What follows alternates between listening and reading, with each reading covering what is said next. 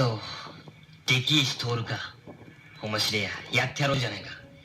あの断平親父の言うボクシングってやつを。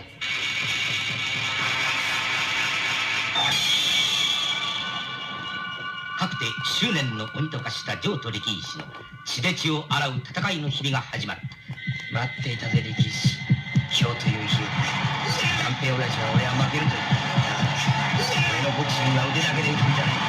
男の意志を根性で打つんだ。おい力石、血まみれ泥まみれの今日を乗り越えて城は行く。栄光の明日を目指す。